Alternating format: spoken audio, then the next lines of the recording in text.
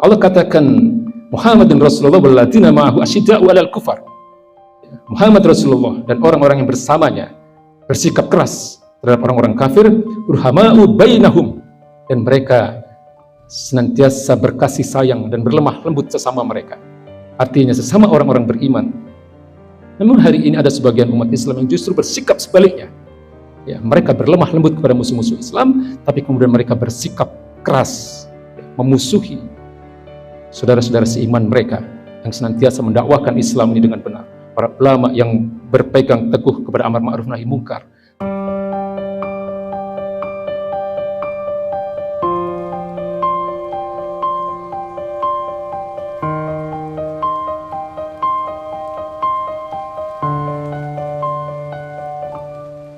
Allah Subhanahu wa taala mengatakan al-yauma akmaltu lakum dinakum wa atmamtu alaikum ni'mati wa raditu lakumul Islam madina.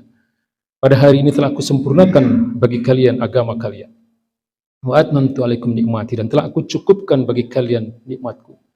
Wa raditu lakumul Islam madina, dan telah aku ridhoi Islam sebagai agama kalian. Dengan kata lain bahwa Islam adalah agama yang mengatur seluruh aspek kehidupan. Dan Islam adalah satu-satunya agama dan sekaligus juga adalah aturan-aturan kehidupan yang sesuai dengan fitrah manusia. Sementara di sisi lain, Islam sendiri terdiri dari dua bagian pokok yang harus kita pahami. Yang pertama adalah hal-hal yang terkait dengan keimanan, yang seringkali kita sebut dengan persoalan-persoalan akidah, persoalan keimanan, ya, keyakinan, yang diistilahkan oleh para ulama sebagai at-tasdiqul jazim, pembenaran yang pasti terhadap hal-hal yang gaib yang dikhabarkan oleh Allah Subhanahu wa taala di dalam ayat-ayat Al-Qur'anul Karim maupun di dalam hadis-hadis mutawatir yang disampaikan oleh baginda Nabi besar Muhammad sallallahu alaihi wasallam. Terutama hal-hal yang terkait dengan rukun iman yang 6. Harus ada pembenaran yang pasti dalam diri kita terhadap hal-hal yang gaib yang dikabarkan oleh Allah dan Rasul-Nya melalui dalil-dalil yang pasti, dalil-dalil yang mutawatir. Sementara bagian kedua adalah persoalan syariat, persoalan-persoalan syariah, aturan-aturan kehidupan, hukum-hukum yang terkait dengan perintah-perintah dan larangan-larangan yang datang dari Allah dan Rasul-Nya. Maka ketika seseorang atau ketika kaum muslimin mempunyai keimanan yang benar dan mempunyai ketaatan yang total kepada syariat-syariat yang telah datang dari Allah dan Rasul-Nya, maka saat itulah rahmat Islam ini akan benar-benar terwujud. Ya, maka para ulama kemudian memunculkan satu istilah bahwa turunnya Islam ini, terutama diterapkannya syariat Islam, itu adalah dalam rangka jalbul masalih wa dar'ul mafasid. Terwujudnya kebaikan-kebaikan di tengah-tengah kehidupan manusia, wa dar'ul mafasid, dan tercegahnya berbagai kerusakan-kerusakan yang ada di tengah-tengah manusia. Inilah sebenarnya makna Islam sebagai rahmatan lil alamin. Rahmat di sini maksudnya adalah terwujudnya berbagai kebaikan di tengah-tengah kehidupan manusia dan tercegahnya berbagai kerusakan-kerusakan yang ada di tengah-tengah manusia. Kemudian Imam Asy-Syatibi, seorang ulama besar yang hidup pada masa-masa kekhilafahan Abbasiyah, yang tinggal di Andalusia, yang kita kenal dengan Spanyol hari ini. Beliau hidup pada tahun ke-8, pada abad ke-8 Hijriah, ya, atau kurang lebih bertepatan dengan abad ke-14 Masehi atau 14 Miladiah. Beliau adalah seorang ulama besar bermadzhab Maliki. Kemudian beliau memunculkan satu istilah yang hingga hari ini populer, hingga hari ini terkenal di kalangan para ulama dan pesantren, yang disebut dengan maqasidus syariah. Tujuan diturunkannya syariat Islam, tujuan diturunkannya risalah Islam, yang beliau rinci menjadi 5 hal. Ya, di antaranya adalah beliau katakan bahwa turunnya risalah Islam ini adalah dalam rangka hifdzuddin, menjaga agama, menjaga kemuliaan agama ini. Maka Islam sangat keras terhadap orang-orang yang menghinakan agama ini, yang merusak agama ini. Kemudian yang kedua, beliau katakan bahwa turunnya risalah Islam itu adalah dalam rangka hifdzun nafs, menjaga jiwa-jiwa manusia. Maka Islam pun sangat keras terhadap orang-orang yang menghilangkan nyawa-nyawa manusia tanpa alasan yang benar, tanpa alasan yang syar'i. Kemudian yang ketiga, risalah Islam ini diturunkan dalam rangka hifdzul aql, yaitu dalam rangka menjaga akal-akal manusia, maka Islam pun sangat keras dalam pengharaman terhadap zat-zat yang merusak akal-akal manusia, ya, narkoba, minuman keras, dan seterusnya. Kemudian yang keempat, beliau katakan bahwa risalah Islam ini diturunkan dalam rangka hifdzul mal, menjaga harta-harta manusia. Maka Islam pun sangat keras terhadap orang-orang yang merebut atau menguasai secara haram harta-harta yang bukan milik mereka. Dan yang terakhir, risalah Islam, beliau katakan diturunkan dalam rangka hifdzun nasab, menjaga keturunan-keturunan manusia. Maka Islam pun sangat keras, ya, terhadap orang-orang yang berpotensi merusak keturunan-keturunan manusia, ya, perzinahan, LGBT, dan seterusnya. Inilah yang sebenarnya menjadi tujuan diturunkannya syariat Islam, tujuan diturunkannya agama yang mulia ini, serta aturan-aturan kehidupan yang bukan hanya terkait dengan persoalan-persoalan pribadi, tapi juga hal-hal yang terkait dengan persoalan muamalah. Bukan hanya yang terkait dengan persoalan-persoalan ibadah atau persoalan-persoalan akhlak, tapi juga persoalan-persoalan yang terkait dengan hablum minan nas, ya, hubungan antar manusia, yang sering kita sebut dengan persoalan-persoalan muamalah. Hadirin ma'asyiral muslimin yang dirahmati Allah Subhanahu wa taala. Maka ketika syariah Islam itu tidak diterapkan secara utuh, dengan kata lain syariat Islam itu hanya diterapkan dalam persoalan-persoalan individu, maka kita bisa melihat hari ini berbagai kerusakan yang ada di tengah-tengah manusia, dan ini sunatullah. Karena Allah dan Rasulnya sudah mengingatkan, ya, bahwa Islam itu hanya bukan urusan pribadi. Islam tidak sama dengan agama-agama yang lain yang hanya mengatur persoalan-persoalan individu, tapi Islam juga mengatur seluruh persoalan-persoalan muamalah. Islam juga mengatur persoalan-persoalan yang terkait dengan seluruh aspek kehidupan.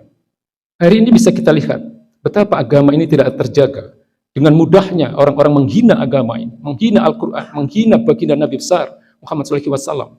Kalau kita aktif di sosial media pasti tahu betapa orang-orang jahat itu menghina agama kita ini. Kemudian bisa kita lihat juga betapa tidak terjaganya nyawa-nyawa manusia, betapa mudahnya orang menghilangkan nyawa orang lain, ya, hanya karena ingin menguasai harta benda, menguasai sepeda motor, menguasai handphone misalnya, atau menguasai kepemilikan yang sebenarnya bukan hak mereka, ya. Kemudian untuk itu dia harus menghilangkan nyawa orang lain. Kemudian bisa kita lihat bagaimana kemudian harta-harta manusia pun tidak terjaga, ya. Kita lihat hari ini betapa orang tidak peduli kepemilikan harta mereka. Mereka tidak melihat mana yang halal dan mana yang haram, ya. Korupsi merajalela, ya. Ketika rakyat ini hidup susah, mereka-mereka yang ada di kekuasaan, mereka memamerkan kehidupan mewah mereka. Ya, 300 triliun tidak jelas. Ya, harta milik negara ini dikuasai oleh orang-orang tertentu. Dan ini disampaikan oleh mereka-mereka yang justru berada di kekuasaan itu sendiri. Kemudian kita juga bisa melihat bagaimana, ya, keturunan-keturunan manusia tidak terjaga. Hampir tiap hari di rumah sakit itu lahir anak-anak yang tidak jelas siapa orang tuanya. Ya. Hadirin ma'asyiral muslimin yang dimuliakan Allah Subhanahu wa taala. Jadi pangkal persoalan berbagai kerusakan yang ada di tengah-tengah kita hari ini, ya, sebenarnya bukan karena Islam, di mana Islam seringkali menjadi kambing hitam, seringkali Islam disalahkan. Ya, justru karena tidak diterapkannya syariat Islam ini secara utuh. Justru karena manusia hari ini yang mengaku beriman kepada Allah dan Rasulnya justru tidak taat kepada Allah dan Rasulnya. Ya.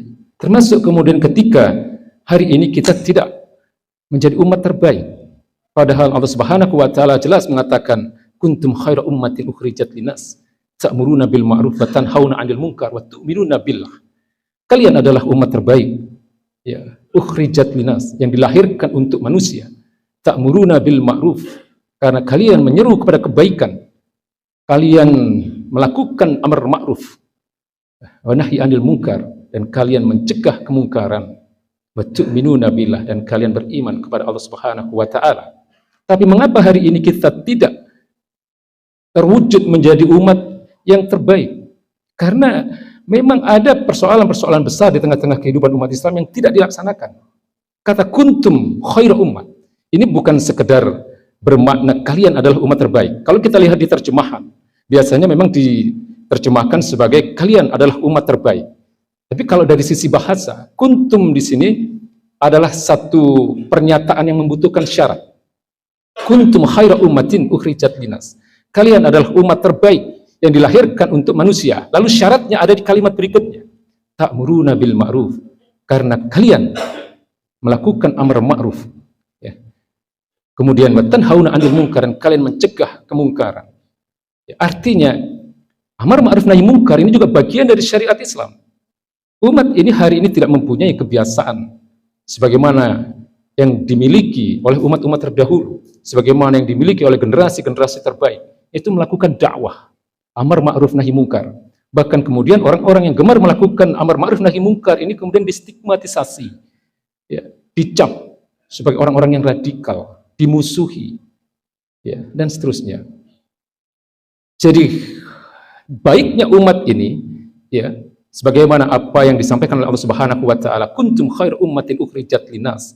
Kalian adalah umat terbaik yang dilahirkan untuk manusia, dengan syarat kita menerapkan syariat Islam secara utuh. Di antaranya adalah melakukan ta'muruna bil ma'ruf wa tanhauna 'anil munkar. Menjalankan atau menyeru kepada kebaikan-kebaikan di tengah-tengah manusia dan mencegah manusia dari kemungkaran, wa tu'minuna billah, dan beriman kepada Allah Subhanahu wa taala dengan keimanan yang benar. Ya. Jadi sebagaimana yang kami sampaikan di muqaddimah tadi, bahwa Islam ini adalah mempunyai dua bagian pokok yang harus kita pahami. Yang pertama adalah persoalan-persoalan akidah. Ya. Jadi persoalan-persoalan keimanan, persoalan-persoalan yang harus kita yakini kebenarannya secara mutlak, pembenaran yang pasti, ya, dan ketaatan kepada syariat. Maka di dalam Al-Quranul Karim seringkali Allah Subhanahu wa taala mengatakan bahwa orang-orang yang berhak memasuki surganya Allah Subhanahu wa taala itu minimal dia harus memiliki dua syarat. Yang pertama adalah beriman dengan baik dan benar. Innal ladzina amanu wa 'amilus sholihat, dan senantiasa melakukan amal-amal soleh. Amal-amal soleh yang dimaksud di sini adalah amal-amal yang sesuai dengan syariat. Amal-amal atau perbuatan-perbuatan yang disertai dengan ketundukan kita kepada syariat Islam. Hadirin ma'asyiral muslimin yang dirahmati Allah Subhanahu wa taala, maka sekali lagi sebagai bagian akhir dari khutbah pertama ini, kami ingin menyampaikan bahwa hari ini umat Islam tidak hidup dalam aturan-aturan yang diridhoi oleh Allah Subhanahu wa taala dan Rasul-Nya. Hari ini umat Islam justru hidup diatur oleh aturan-aturan yang dirancang oleh musuh-musuh Islam. Ya, saya katakan demikian karena ada sebagian umat Islam yang mengaku sebagai ulama yang mengatakan bahwa kita harus tunduk kepada piagam PBB misalnya. Mereka katakan bahwa piagam PBB adalah bisa dijadikan sebagai sumber dalil atau sumber hukum dalam Islam. Ini menyesatkan, ini tidak benar. Karena kita tahu bahwa sumber-sumber hukum dalam Islam adalah Al-Quranul Karim, sunnah-sunnah baginda Nabi besar Muhammad SAW, ijma atau kesepakatan para sahabat, dan qiyas. Kalau toh ada sumber hukum berikutnya adalah ijtihadnya para ulama yang berpegang teguh pada Al-Quran dan As-Sunnah. Ya, saya tidak bisa membayangkan ketika baginda Nabi besar Muhammad SAW melihat hari ini umat beliau justru tunduk kepada musuh-musuh Islam. Ya, suatu ketika Umar bin Khattab mendatangi baginda Nabi besar Muhammad SAW sambil membawa lembaran-lembaran Taurat. Kemudian beliau mengatakan kepada baginda Nabi besar Muhammad SAW, ya, padahal isi dari lembaran-lembaran Taurat itu asli dan berisi nasihat-nasihat yang baik. Kemudian reaksi dari baginda Nabi besar Muhammad SAW, beliau marah luar biasa, memerah wajah beliau. Kemudian beliau mengatakan kepada Umar, ya Umar, laukana musahayan, seandainya Musa hidup hari ini, mawasi'ahu ila tiba'i, tidaklah dia kecuali hanya akan mengikuti aku. Ya. Lalu bayangkan, hari ini kita bukan hanya mengikuti nasihat-nasihat yang baik dari nabi-nabi kita terdahulu, tapi kita justru, atau sebagian umat Islam justru tunduk pada aturan-aturan yang dirancang oleh musuh-musuh Islam. Hari ini umat Islam membuka pintu lebar-lebar, membuka karpet merah, ya, kepada musuh-musuh Islam. Bulan Mei nanti tim sepak bola Israel akan datang ke Indonesia, dan pengurus sepak bola nasional, ya, serta pemerintah memberikan tanda-tanda bahwa mereka akan memberikan izin, ya, untuk masuk ke negeri kita ini. Maka kita harus mendukung ulama-ulama yang menolak kedatangan tim nasional Israel ini. Majelis Ulama Indonesia sudah menolak dengan mengatakan atau dengan alasan bahwa Indonesia tidak punya hubungan diplomatik dengan Israel.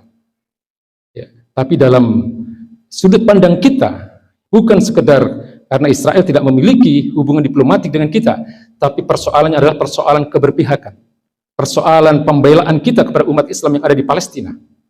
Pemerintah Israel adalah pemerintah yang telah merampas 80% tanah milik kaum muslimin yang ada di Palestina. Untuk itu mereka mengusir saudara-saudara kita kaum muslimin dan membantai saudara-saudara kita kaum muslimin yang ada di sana. Ya, baik itu orang tua, anak-anak, wanita, seluruh kaum muslimin yang ada di Palestina hari ini mengalami penderitaan yang luar biasa. Dan kemudian kita memberikan karpet merah, membuka pintu lebar-lebar kepada timnas Israel. Ini adalah satu hal yang sangat-sangat kita sesalkan. Tidak ada empati. Di mana keberpihakan kita, ya, kepada umat Islam yang hari ini dibantai di Palestina. Ya. Maka hari ini ma'asyiral muslimin yang dimuliakan Allah Subhanahu wa taala, kita harus memahami bahwa Allah Subhanahu wa taala memuji baginda Nabi besar Muhammad SAW karena dua hal. Yang pertama adalah di dalam surat Al-Fat ayat 29, Allah Subhanahu wa taala mengatakan Muhammadun Rasulullah walladzina ma'ahu asyidda'u 'alal kufar ruhama'u bainahum. Jadi Allah katakan Muhammad adalah Rasulullah, Muhammad adalah utusan Allah Subhanahu wa taala. Walladzina ma'ahu, dan orang-orang yang bersamanya, maksudnya adalah para sahabat dan orang-orang beriman. Asyidda'u 'alal kufar, mereka adalah orang-orang yang bersikap tegas, mereka adalah orang-orang yang bersikap keras terhadap orang-orang kafir. Orang-orang kafir yang di sini dimaksud adalah orang-orang kafir yang memusuhi Allah dan Rasul-Nya, orang-orang kafir yang memusuhi umat Islam, orang-orang kafir yang jelas-jelas merupakan musuh-musuh Islam secara nyata, atau di dalam istilah fikih disebut dengan kafir harbi fi'lan. Dan Israel adalah kafir harbi fi'lan. Mereka terang-terangan membantai kaum muslimin. Allah katakan Muhammadun Rasulullah walladzina ma'ahu asyidda'u 'alal kufar. Muhammad Rasulullah dan orang-orang yang bersamanya bersikap keras terhadap orang-orang kafir, ruhama'u bainahum, dan mereka senantiasa berkasih sayang dan berlemah lembut sesama mereka. Artinya sesama orang-orang beriman. Namun hari ini ada sebagian umat Islam yang justru bersikap sebaliknya. Ya, mereka berlemah lembut kepada musuh-musuh Islam, tapi kemudian mereka bersikap keras, ya, memusuhi saudara-saudara seiman mereka yang senantiasa mendakwakan Islam ini dengan benar. Para ulama yang berpegang teguh kepada amar ma'ruf nahi mungkar, dan orang-orang Islam yang senantiasa mengajak untuk mempunyai ketaatan yang total kepada Allah Subhanahu wa taala. Hadirin, inilah sebenarnya pemahaman Islam yang benar. Ya, sebagaimana pemahaman yang dimiliki oleh para sahabat Nabi, para tabi'in dan para tabi'ut tabi'in. Ya, 3 generasi terbaik dalam sejarah umat Islam. Dan kita tentu menginginkan agar kita memiliki pemahaman yang benar tentang agama ini. Bukan sebagaimana yang disampaikan oleh mereka-mereka yang mengaku paling nyunah, paling Islam, ya, tetapi justru mereka membawa kita atau mengajak umat ini kepada hal-hal yang tidak benar.